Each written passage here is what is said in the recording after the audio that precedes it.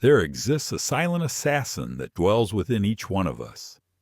It wields no knives, fires no weapons, but destroys relationships, careers, and dreams with surgical precision. This assassin has a name, your own ego. And over a century ago, a man named Sigmund Freud mapped every movement of this shadowy creature that lives in our mind. Do you believe you know yourself? That your decisions are rational? That you act from noble motives? Prepare to discover the most disturbing truth about the human condition. Freud was not merely a doctor. He was an archaeologist of the human mind, excavating the deepest layers of the psyche to reveal truths that society preferred to keep buried. He understood that we live in constant internal warfare, a battle between what we are, what we desire to be, and what society demands of us. How many times have you sabotaged yourself? How many opportunities lost to pride? How many relationships destroyed by inability to admit a mistake? This isn't weakness. It's the ego operating as it was programmed to operate, as a mechanism of self-destruction disguised as self-preservation. Over the next 25 minutes, we won't merely understand Freudian theory. We will dissect the deadly traps of the ego and build a psychological arsenal to disarm them. You will learn to recognize when your ego is in command, how to neutralize its destructive impulses, and how to transform this wild force into a tool for genuine growth. But let me warn you, the knowledge you're about to receive may be uncomfortable. The truth about yourself rarely is. Law 1. The ego is a primitive survival mechanism. The law, the principle. First law. Your ego did not evolve to make you happy. It evolved to keep you alive in a primitive world that no longer exists. The philosophical deconstruction. Freud identified that the ego is the mediator between our primitive impulses, what he called the id, and the demands of reality. Imagine a desperate negotiator trying to please a tyrannical boss and an impossible client simultaneously. This is the ego's position, always on alert, always defending, always prepared for war. The problem is we live as if we were still in the African savannas, where any sign of weakness could mean death. But today, admitting a mistake in a meeting doesn't result in being devoured by a lion. The ego, however, hasn't received this update. Main case study. Consider the case of Roman general Marcus Crassus. Rich beyond imagination, powerful beyond dreams, but consumed by a sickly need to prove his military superiority over Pompey and Caesar. His ego couldn't bear being merely the richest man in Rome. He needed to be the greatest conqueror as well. In 53 BC, Crassus led 7 legions against the Parthians, ignoring all military counsel, refusing strategic alliances, because his egoic mind whispered, "You must prove you are superior. You must conquer alone." The result? One of the worst defeats in Roman history. Crassus died with molten gold being poured down his throat, a perfect metaphor for how the ego consumes those who feed it. Contemporary application. Today, we see the same pattern in CEOs who destroy prosperous companies with unnecessary acquisitions just to feed the ego. In relationships where partners sabotage their own happiness to be right in trivial arguments. In professionals who refuse feedback and lose growth opportunities.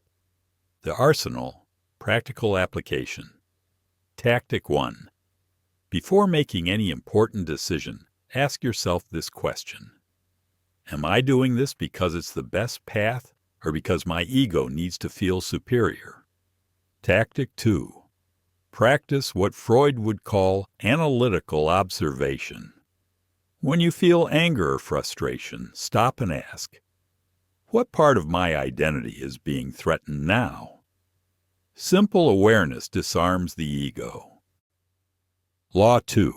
The ego feeds on comparison and competition. Second law. The ego doesn't measure your worth by what you've achieved, but by how much you've achieved relative to others. The philosophical deconstruction. Freud observed that the ego is fundamentally relational. It doesn't exist in a vacuum. It needs an audience, needs competition, needs external validation. This is why a person can feel miserable earning $1 million per year if their neighbor earns $2 million, but euphoric earning $50,000 if everyone around earns $30,000. This is the ego's most subtle trap. It transforms life into a zero-sum game, where others' success automatically diminishes yours. This mentality not only generates constant unhappiness, but also strategic blindness. Main case study. The story of Salieri and Mozart perfectly exemplifies this dynamic. Antonio Salieri was a respected composer, successful, recognized throughout Europe. Objectively, he had an enviable life. But Mozart's existence, a genius who composed with seemingly supernatural ease, transformed Salieri's life into personal hell. Salieri couldn't simply appreciate his own art or Mozart's art. His ego transformed every Mozartian composition into a personal affront, every applause for Mozart into his own humiliation. The result? A life consumed by bitterness, envy, destructive obsession with someone who, ironically, admired and respected him. Contemporary application social media is the perfect playground for this dynamic. LinkedIn becomes a battlefield of professional achievements. Instagram, a lifestyle competition. Each other's post becomes a measure of our own worth, generating constant anxiety and perpetual sense of inadequacy. The arsenal, practical application tactic. Implement comparison fasting. For 1 week, whenever you catch yourself comparing your life to others, consciously redirect focus to your own progress metrics. Tactic 2. Transform envy into curiosity. When you feel envious of someone, ask, what did this person do that I can learn? The ego competes. Wisdom learns. Law 3. The ego confuses identity with behavior. Third law. The ego doesn't distinguish between you did something wrong and you are a wrong person. For it, any criticism of behavior is an attack on identity. The philosophical deconstruction. Freud realized that one of the ego's most dangerous functions is this fusion between being and doing. When someone criticizes your work, the ego translates it as, you are incompetent. When a relationship ends, the ego interprets it as, you are unworthy of love. This confusion generates psychological rigidity that prevents growth and adaptation. This is why intelligent people make stupid choices to defend identities that didn't even need to be at risk. The ego prefers to be right and unhappy than wrong and evolving. Main case study consider. Emperor Nero's downfall. Nero wasn't initially a tyrant. He began his reign with popular reforms and was admired by the people. But he possessed an artistically inflated ego. He saw himself as Rome's greatest actor, singer, and poet. When senators whispered criticisms about his theatrical performances, criticisms that could have been constructive, Nero interpreted them as attacks on his essence. He couldn't separate your songs aren't good from you aren't good. Result? He persecuted critics, executed senators, burned Rome, and blamed the Christians. A wounded ego destroyed an empire. Contemporary application. We see this constantly in corporate environments, An employee receives feedback about a specific project, but their ego translates it as "my boss hates me," or "I'm not cut out for this job." Instead of improving the project, they become defensive, argumentative, and eventually harm their own career. The arsenal, practical application. Tactic 1. Practice linguistic separation. When receiving criticism, mentally reframe from "you are" or "being" to "this specific behavior result." This simple change disarms the egoic response. Tactic 2. Adopt the scientist protocol. Treat each feedback as experimental data about strategies that work or don't work, not as judgments about your identity. Law 4. The ego fears uncertainty and creates false certainties. Fourth law. The ego prefers to be completely wrong with absolute certainty than partially right with honest doubts. The philosophical deconstruction. Freud identified that the ego has a pathological aversion to ambiguity and uncertainty. It will function like a corrupt lawyer, selecting only evidence that confirms its pre-existing beliefs and ignoring any contradictory information. This need for certainty is an illusion of control. If I can predict and explain everything, I can feel safe. But reality is complex, nuanced, constantly changing. The ego, in its quest for simplicity and control, creates mental maps that don't correspond to real territory, leading to disastrous decisions based on false premises. Main case study.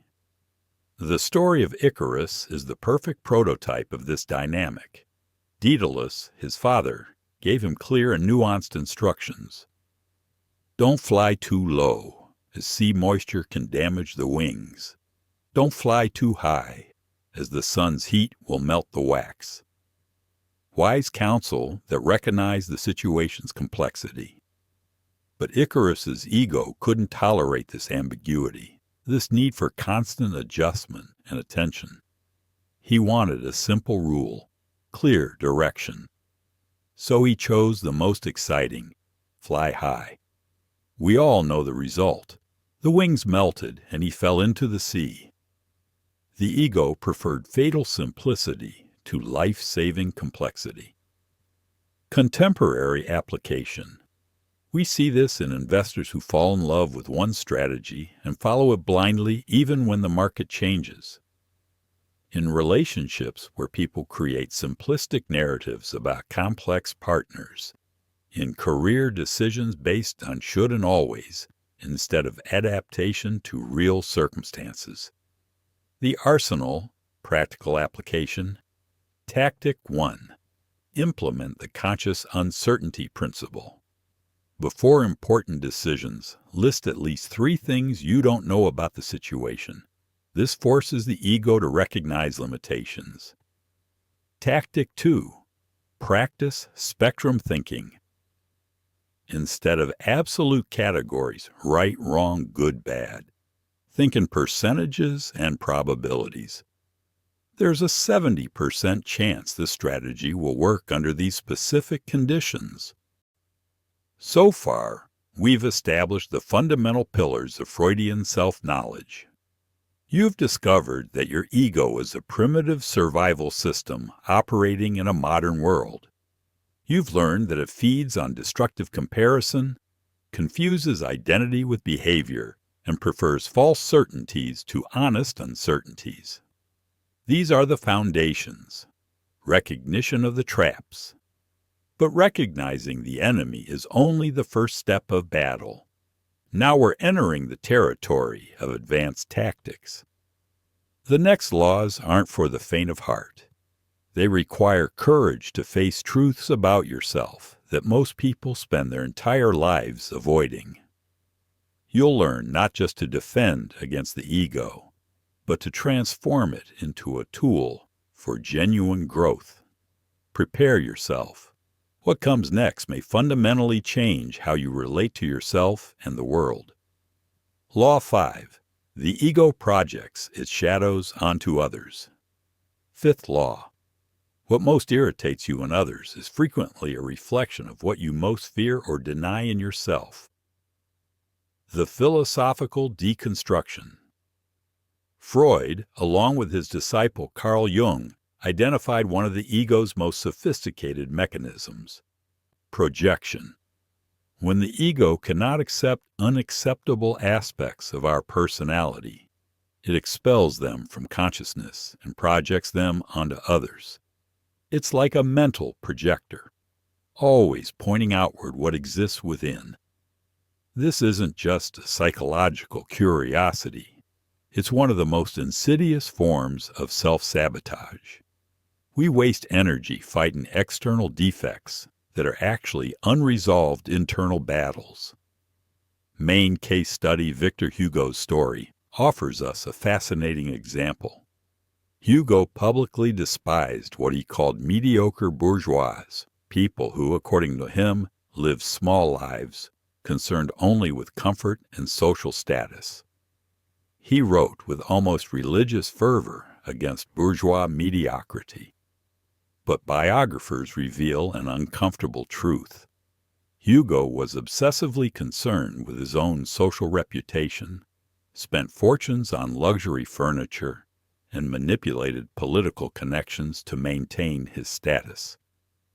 The mediocre bourgeois he attacked so vehemently was precisely what he feared being, and secretly was.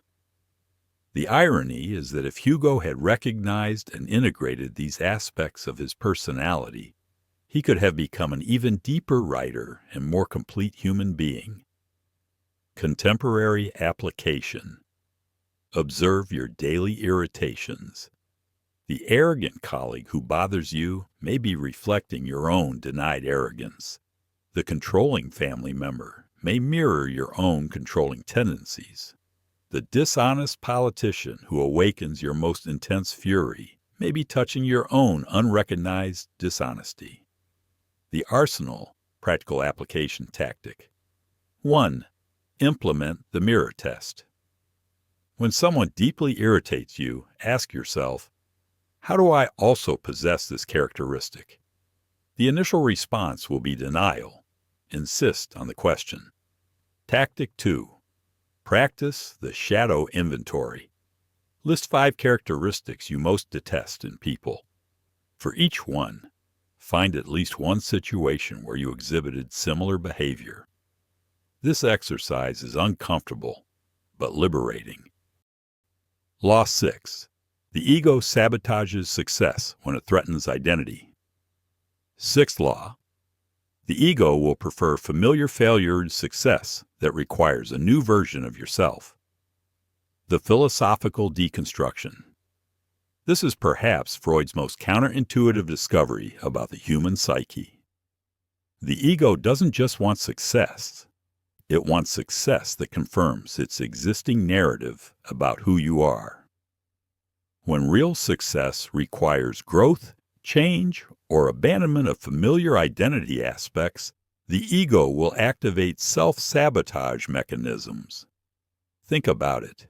How many people do you know who have been almost reaching their goals for years? Who start promising projects and abandon them at the crucial moment? Who create unnecessary conflicts precisely when things are going well? This isn't bad luck. It's the ego protecting a familiar identity, even if that identity is limiting. Main case study. Oscar Wilde's tragedy perfectly illustrates this mechanism. Wilde had achieved everything he dreamed. He was London's most celebrated playwright. His plays packed theaters. Victorian society adored him. He was at the height of success. But this success required him to maintain a specific public persona, the respectable artist, the Victorian gentleman. His real identity, complex, contradictory, including his homosexuality, didn't fit this image of success. The ego, unable to integrate these two versions of himself, chose self-destruction. Wilde began to publicly flirt with scandal, sued his lover's father for defamation, a case he knew he would lose. and essentially orchestrated his own downfall. He preferred authentic ruin to inauthentic success. The ego chose familiar identity, even if it was destructive. Contemporary application. We see this in entrepreneurs who sabotage prosperous businesses because success would force them to be bosses instead of rebels. In artists who reject commercial opportunities because it would threaten their identity as pure artists. In people who sabotage healthy relationships because being genuinely loved doesn't match their identity as a wounded person. The Arsenal, Practical Application Tactic 1. Map your comfort identities. List the characteristics you use to define yourself. Ask, which of these identities would need to change if I achieved my goals? Prepare psychologically for these changes. Tactic 2. Practice success rehearsal. Visualize yourself having already achieved your goals. What aspects of this vision make you uncomfortable? These are the points where the ego might sabotage. Work consciously on accepting these identity changes. Law 7. The ego confuses reaction with response. Seventh law. The ego reacts, wisdom responds. The difference between these two can determine the course of an entire lifetime. The philosophical deconstruction. Freud distinguished between unconscious impulses and conscious choices. The ego, operating primarily at the unconscious level, generates automatic reactions based on primitive survival patterns. A conscious response, on the other hand, involves a pause, an evaluation, a deliberate choice. Reaction is binary: fight or flight, attack or retreat. Response is strategic, considers context, consequences, long-term objectives. The ego wants immediate action.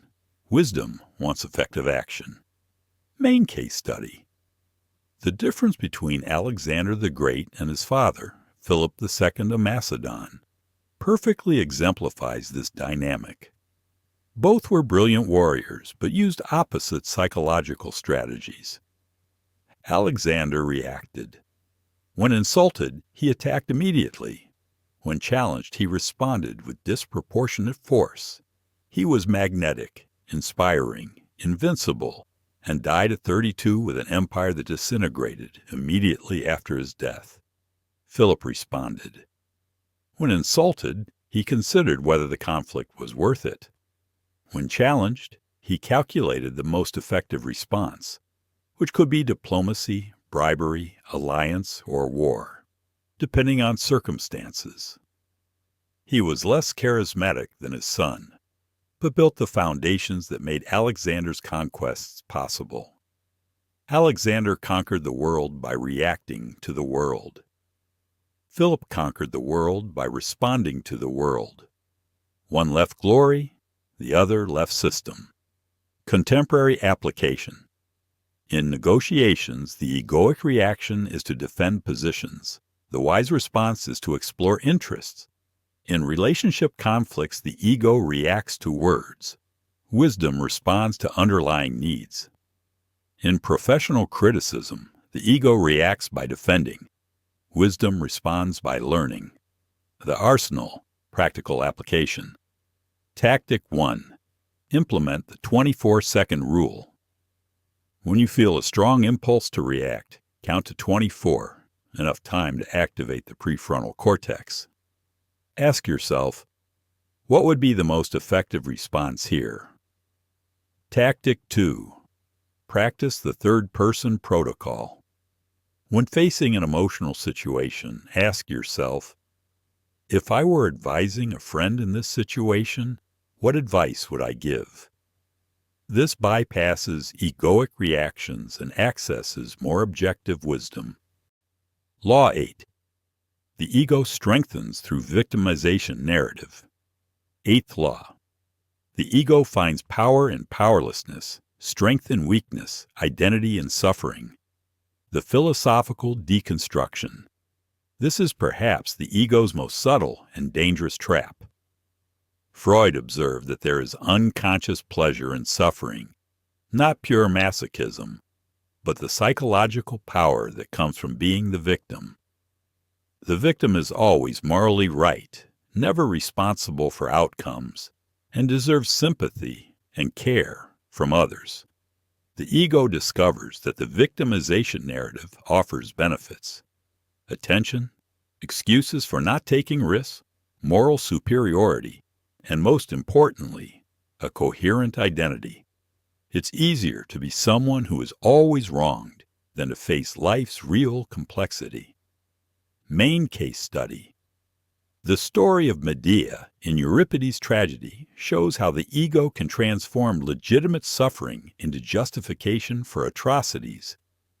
Medea was genuinely betrayed by Jason. He abandoned her after she had sacrificed everything for him, including family and homeland. Up to here, Medea was a legitimate victim of real injustice. But her ego transformed this victimization into a total identity.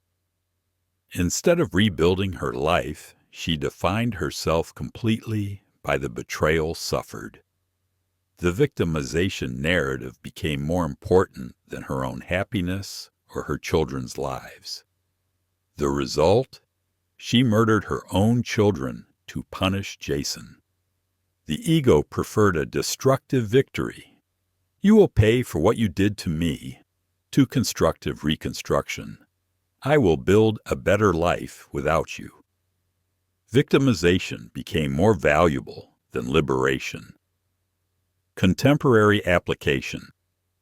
We see this in people who define themselves by past traumatic relationships, by professional injustices, by family circumstances.